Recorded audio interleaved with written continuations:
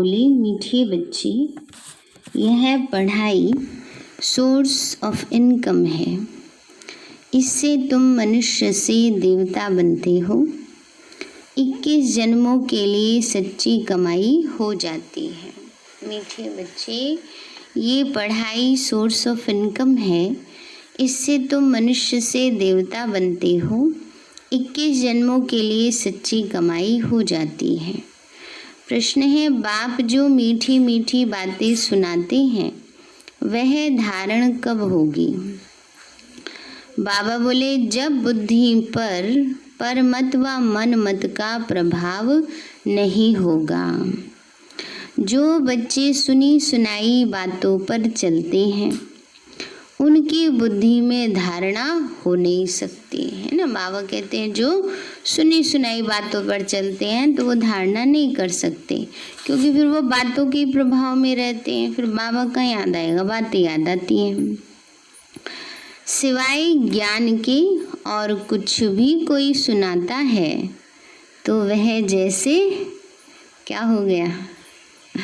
बाबा ने कहा वो जैसे दुश्मन है, क्योंकि वो क्या कर रहे हैं, अगर व्यर्थ की बातें नेगेटिव बातें सुना रहे हैं तो जैसे कानों में जहर घोल रहे हैं, है ना।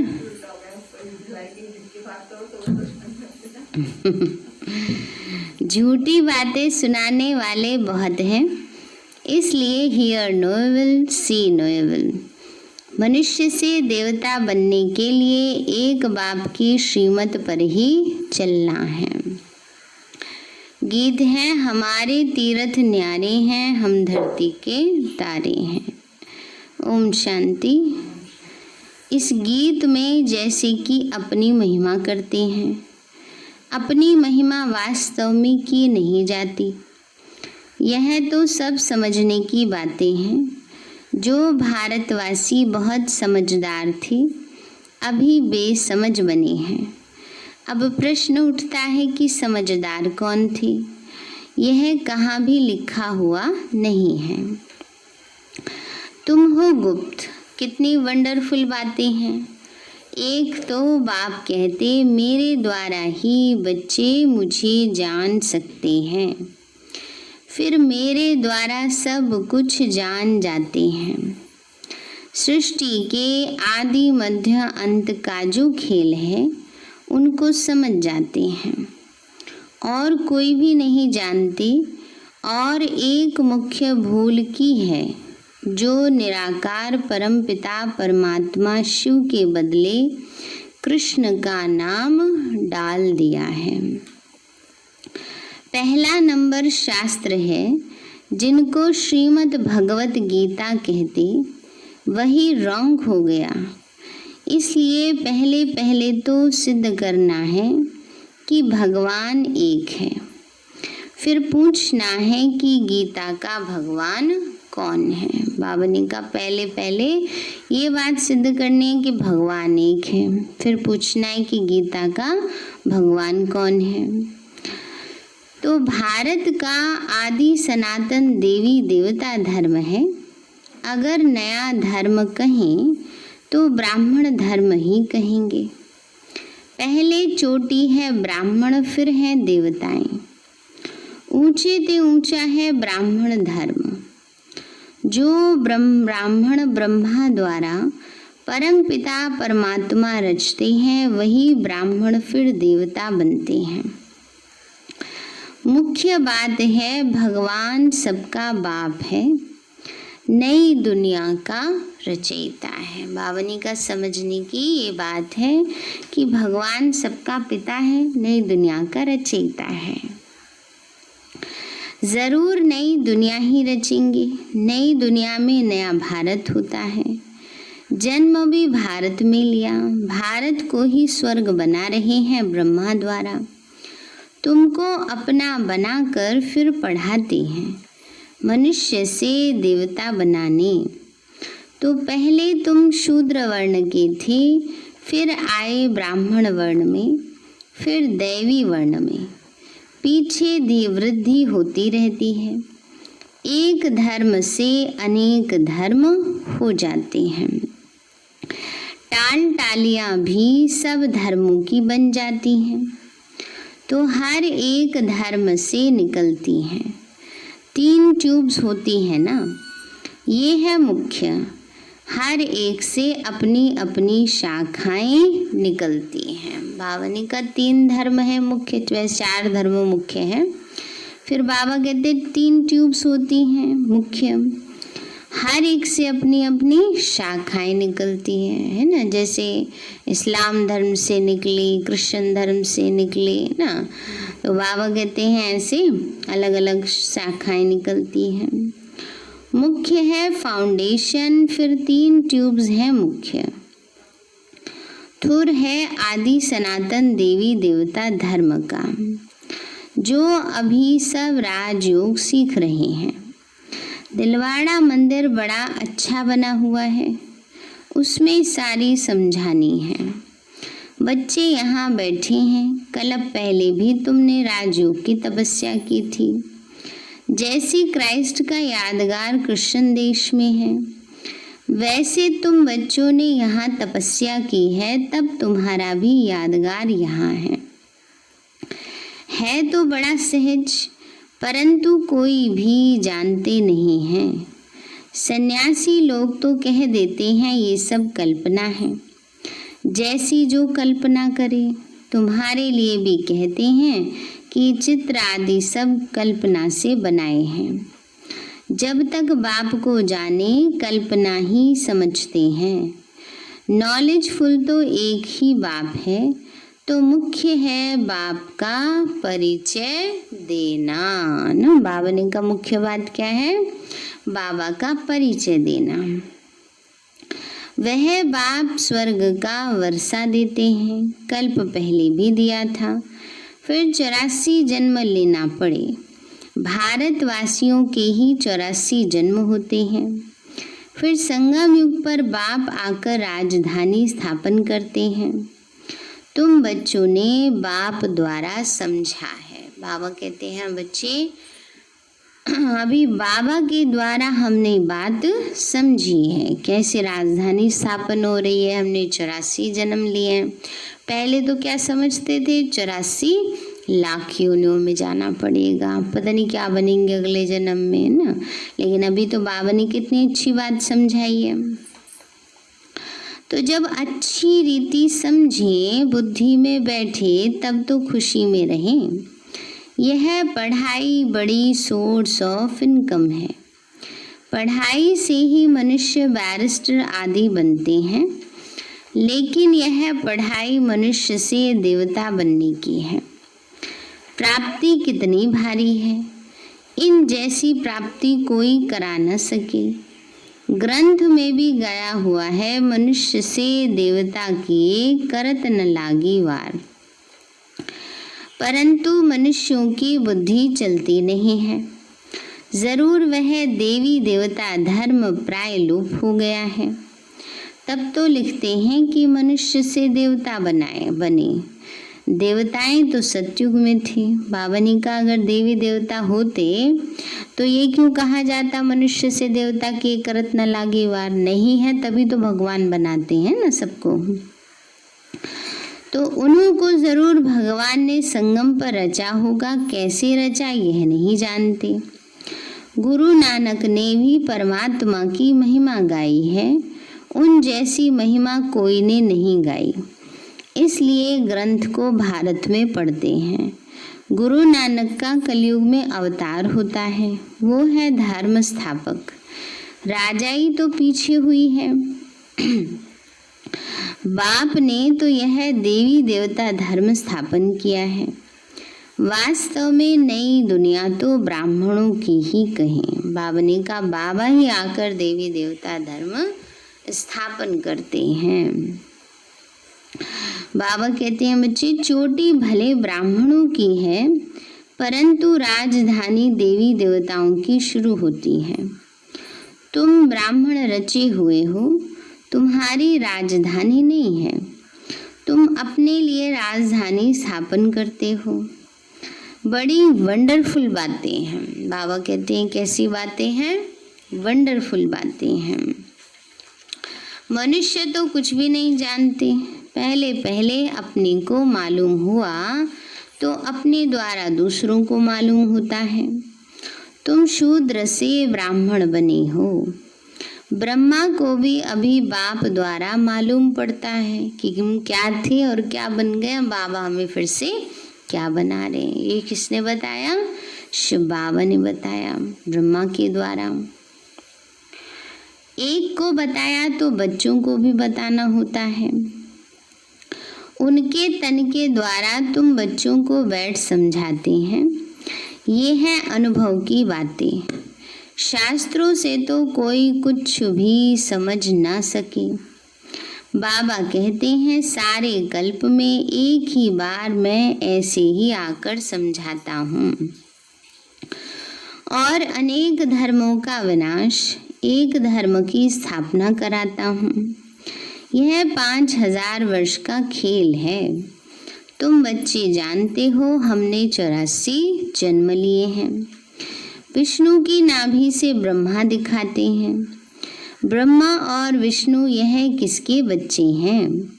दोनों बच्चे ठहरे शिव बाबा के। वो है रचयिता, वो है रचना। इन बातों को तो कोई भी समझ ना सके।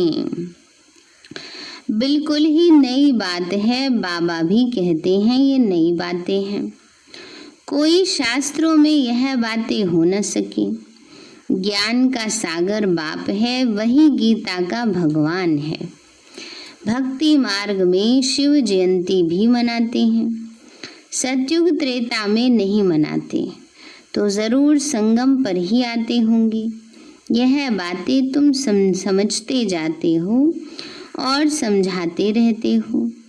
जो समझाने वाले बाप की महिमा है वह बच्चों की भी होनी चाहिए। बाबा ने कई बातें खुद भी समझते जाते और औरों को भी समझाते जाते हो। कौन सी? जो ज्ञान की बातें हैं। शिव जयंती क्यों बनाते हैं? विष्णु की नाभि कमल से कैसे ब्रह्मा निकला? कैसे हमने 84 जन्म लिए? कैसे सृष्टि का परिवर्तन होता है ना? तो बाबा ने कहा समझते जाते हो और दूसरों को समझाते जाते हो। तो जो समझाने वाले बाप की महिमा है वो बच्चों की भी होनी चाहिए। तुमको भी मास्टर ज्ञान का सागर बनना है। प्रेम का सागर, सुख का सागर यहाँ बनना है। किसी को दुख नहीं देना है। बहुत मीठा बनना है। तुम जो कड़वे एकदम जहर मिसल थे, सो तुम वॉइसलेस ब्राह्मण बन रहे हो। ईश्वर की संतान बन रहे हो। विश्व से वॉइसलेस देवता बन रहे हो। विश्व माना विकारी से निर्विकारी देवी देवता बन रहे हो। आधा कल्प तुम पतित बनते बनते अभी बिल्कुल जर्जरीभूत अवस्था को पाए हुए हो। सड़े हुए कपड़ों को सटका लगाने से फटकर चीर चीर हो जाते हैं। फिर बाबा कहते हैं ज़्यादा सड़ा हुआ कपड़ा होता है ना, उसको धोबी ऐसे पटक के मारता है, मैला हो जाता है, बहुत पुराना हो जाता है, तो क्या होता है? वो कपड़ा फट जाता है, साफ नहीं होता, फट ही जाता है। ऐसी बाबा कहते हैं ऐसी पतित आत्माएं बन गई हैं, उनको थोड़ी भी शिक्षा सावधानी दो ना, इतनी कमज़ोर हो गई हैं कि थोड़ी भी शिक्षा सावधानी दो तो क्या करते हैं? बाबा को छोड़ देते हैं। तो इसलिए बाबा कहते हैं बच्चे, बाबा ने कहा फटकर चीर चीर हो जाते हैं। यहाँ भी ज्ञान के सटके लगाओ तो पुर्जा पुर्जा हो जाते हैं ना, एकदम बिगड़ जाते हैं ना। तो इसलिए बाबा कहते हैं बच्चे,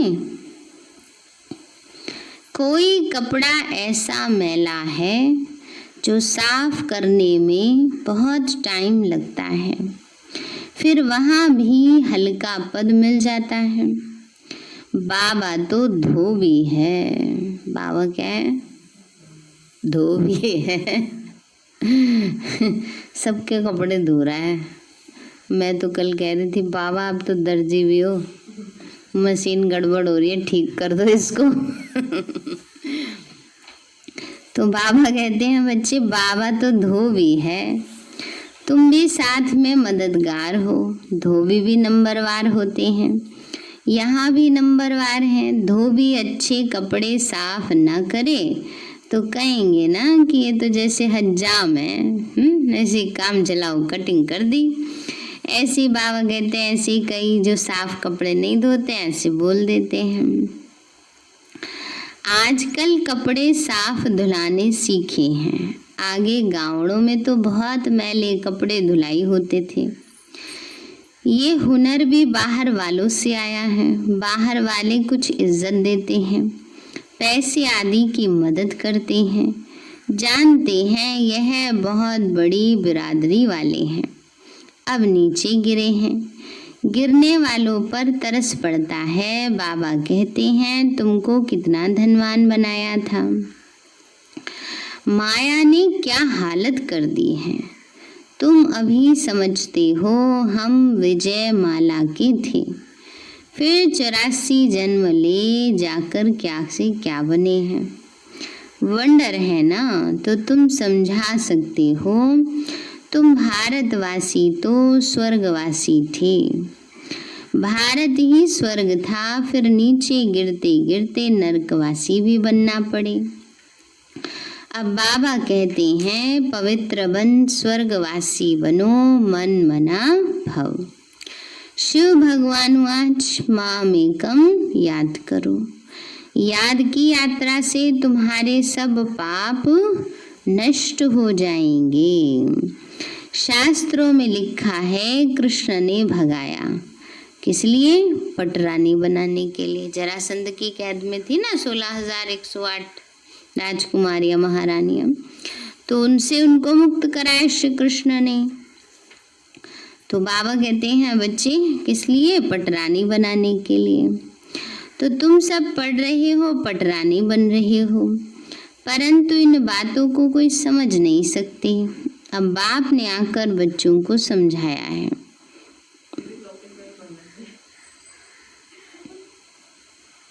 फिर बाबा कहते हैं, अभी सुख ले लोगे तो भविष्य के लिए जमा कहाँ से होगा?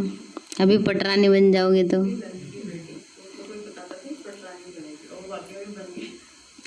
कैसे? आजकल तो पटरानियां है ही नहीं।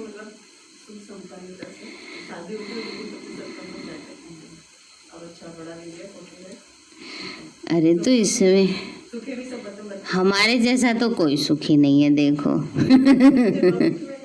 हाँ, मैं भी एक बात कह रही हूँ, आप ये क्यों सोचते हो, उससे स्थूल चीजों से क्यों कंपैरिजन करते हो? लेकिन कई बार किसी किसी का हो जाता है, किसी किसी का झूठ भी निकल जाता है। नहीं, और ये सुख नहीं, देखो ये तो अल्पकालीन सुख है। हमें तो बाबा जन्म जन्म का सुख दे रहा है। क्या हुआ, थोड़ी देर का सुख, अच्छी बात है। हम कोई कम सुखी है? हमारे जैसे तो कोई सुखी ही नहीं है, कोई खुशनसीब ही नहीं है। भगवान की छत्र छाया में हम पल रहे हैं, और सिर्फ हमारा एक जन्म नहीं, हमारा तो जन्म जन्म का भाग्य इतना ऊंचा बन रहा है। छोटी छोटी चीज़ों से मत अपने आप को कंपैरिजन किया करो। हम तो बहुत ऊंचे हैं, हमारा तो कोई कंपैरिजन ही नहीं है। तो इसलिए बाबा ने कहा, बच्ची तुम सब पढ़ रहे हो, पटरानी बन रहे हो, परंतु इन बातों को कोई समझ नहीं सकते। अब बाप ने आकर बच्चों को समझाया है ना। अगर लाइफ में प्रॉब्लम्स ना हो ना, तो इंसान कमज़ोर रह जाता है। प्रॉब्लम से लड़ कर वो मजबूत बनता है। इसलिए बलिहारी उन प्रॉब्लम्स की भी है, आती हैं तब तो हम पुरुषार्थ करते हैं उनसे मुक्त होने का। नहीं तो जिनकी लाइफ बिल्कुल इजी होती है ना, वो बहुत नाजुक होते हैं। इसलिए बाबा कहते हैं, बच्चे इन बातों को समझ नहीं सकते। अब बाप ने आकर समझाया। बाबा कहते हैं, मैं कल तुमको समझाने आता हूँ। पहले भगवान एक है, यह सिद्ध कर फिर बताओ गीता का भगवान कौन है, राजयोग किसने सिखाया। भगवान ही ब्रह्मा द्वारा स्थापना कराते हैं, विनाश और पालना कराते हैं। यह जो ब्राह्मण है वही फिर देवता बनते हैं। यह बातें भी समझ में उन्हों को आएंगी जिन्होंने कल्प पहले समझा है। सेकंड बाय सेकंड जो हुआ वो इस समय तक सब समझेंगे। ड्रामा में तुम्हें बहुत पुरुषार्थ करना है। यह तो बच्चे समझते हैं, अभी हमारी वह अवस्था नहीं हुई है। टाइम लगेगा। कर्मातीत अवस्था हो जाए तो फिर नंबर 1 पास हो जाए, फिर तो लड़ाई भी लग जाती है, आपस में खिटपिट चलती ही रहेगी। तुम जानते हो जहाँ तहाँ देखो लड़ने की तैयारियां कर रहे हैं, सब तरफ तैयारियां कर रहे हैं। तुमने जो कुछ दिव्य दृष्टि से देखा है वो फिर इन आंखों से देखना है। विनाश का साक्षात्कार किया है, फिर वैसे आंखों से देखेंगे। स्थापना का भी साक्षात्कार किया है, फिर प्रैक्टिकल में राजाई भी देखेंगे। तुम बच्चों को तो बहुत खुशी होनी चाहिए, ये तो पुराना तन है। योग से आत्मा पवित्र बन जाएगी, फिर यह पुराना शरीर भी छोड़ना है। 84 जन्मों का चक्कर पूरा होता है, फिर जरूर सबको नए शरीर मिलेंगे। यह भी समझने की बहुत सहज बातें हैं, समझा भी सकते हैं। कलयुग के बाद सतयुग जरूर होगा, अनेक धर्मों का विनाश जरूर होना है, फिर आदि सनातन देवी देवता धर्म की स्थापना, अर्थ बाप को आना पड़े। अभी तुम ब्राह्मण बने हो देवता बनने के लिए, दूसरा कोई हो न सके ना, बावनी का तुम्हारे जैसा दूसरा कोई नहीं हो सकता। तुम जानते हो हम शिव बाबा के बने हैं, शिव बाबा हमको वर्षा दे रहे हैं। शिव जयंती माना ही भारत को वर्षा मिला। शिव बाबा आया, क्या कर किया? इस्लामी बौद्धी आदि ने तो आकर अपना धर्म स्थापन किया। बाप ने आके क्या किया? तो जरूर स्वर्ग की स्थापना की। कैसे स्थापना की, कैसे स्थापना होती है सो तो तुम बच्चे अभी जानते हो। फिर सतयुग में ये सब भूल जाएंगे। यह भी समझते हो 21 जन्मों का वर्षा अभी हम लेते हैं, ये ड्रामा में नोंद है। भले वहाँ समझेंगे यह बाप है, ये बच्चा है, बच्चे को वर्षा मिलता है, परंतु यह प्रारब्ध है अभी की। सच्ची कमाई कर 21 जन्मों के लिए तुम वर्षा अभी पा रहे हो। 84 जन्म तो लेने ही हैं। सतो प्रधान से फिर सतो रजो तमो में आएंगे। यह अच्छी रीति याद करने से फिर खुशी में भी रहेंगे। समझाने में बड़ी मेहनत लगती है, जब समझ जाते हैं तो उनको बड़ी खुशी होती है ना। बाबा कहते हैं कई बार किसी को समझाने में मेहनत लगती है, पर कई बार समझ में आ जाता है तो उनको बड़ी खुशी होती है, समझने वालों को भी और समझाने वालों को भी। जगदीश भाई जी जब कोर्स करते थे तो 2.5 घंटे तक उनकी क्लास चलती थी। इतने क्वेश्चन करते रहते थे ना, तो जो समझाने वाली है वो भी सोच में पड़ जाती थी। तो इसलिए बाबा कहते हैं बच्चे अगर समझ में आ जाता है तो फिर खुशी होती है। फिर देखो उनकी ज्ञान समझ में आ गया, बुद्धि में बैठ गया तो कितना लिटरेचर लिख डाला। तो बाबा कहते हैं बच्चे बेहद का वर्षा मिलता है, कांटों को फूल बनाते रहते, यह है बेहद की पढ़ाई। वर्षा भी बेहद का मिलता है, फिर इसमें त्याग भी बेहद का है। गृहस्थ व्यवहार में रहते सारी दुनिया का त्याग करना है, क्योंकि तुम जानते हो यह पुरानी दुनिया खत्म होनी है, अब नई दुनिया में जाना है, इसलिए बेहद का संन्यास कराते हैं। सन्यासियों का है हद का सन्यास और उनका है हठ योग।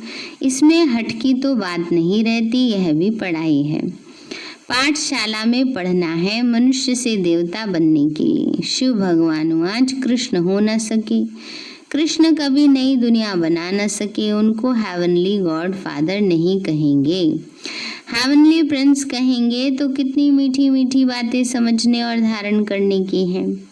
दैवी लक्षण भी चाहिए, कभी भी सुनी सुनाई बातों पर लगना नहीं चाहिए ना। बाबा ने कहा दैवी लक्षण भी होने चाहिए, कभी भी व्यर्थ की सुनी सुनाई बातों पर नहीं विश्वास करना चाहिए। और लोग तो बोलते ही हैं, कोई अच्छा करे तो भी बोलेगा, बुरा करेगा तो भी बोलेंगे ना। बुरा करने वाले को बोलने से फिर भी डरते हैं, अच्छा करने वाले को तो अच्छे हैं हमें क्या बोलेंगे तो इसीलिए कभी भी सुनी सुनाई बातों पर ना विश्वास करें और ना ही उसके प्रभाव में आना है। वो बातें जो हमें बाबा से दूर करें ना, जो जिनके प्रभाव में आकर के हमारी भावनाएं खराब हो जाएं बाबा के प्रति, श्रीमत के प्रति, यज्ञ के प्रति। तो बाबा कहते हैं, बच्चे व्यास की लिखी हुई बातों पर लगते लगते बुरी गति हो गई, सिवाय ज्ञान के और कुछ सुनाते हैं तो समझो ये हमारा दुश्मन है, दुर्गति में ले जाते हैं। कभी भी परमत पर नहीं लगना चाहिए ना, दूसरे की बात पर नहीं वो करना चाहिए, परमत पर नहीं चलना चाहिए। किस पर चलना है? श्रीमत पर। मनमत परमत पर चला तो ये है हमारा। बाबा कहते हैं मनमत पर या परमत पर चला तो क्या हुआ, ये है हमारा।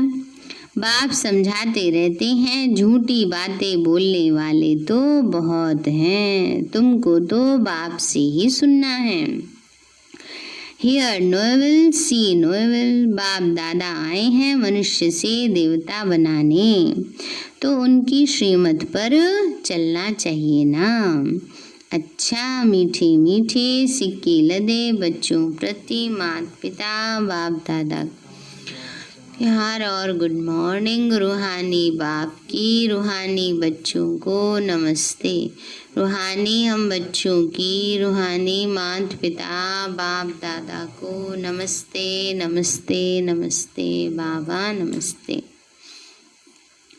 धारणा के लिए मुख्य सार है, यहाँ बाप समान सुख का सागर, प्रेम का सागर बनना है, सर्व गुण धारण करने हैं, किसी को भी दुख नहीं देना है।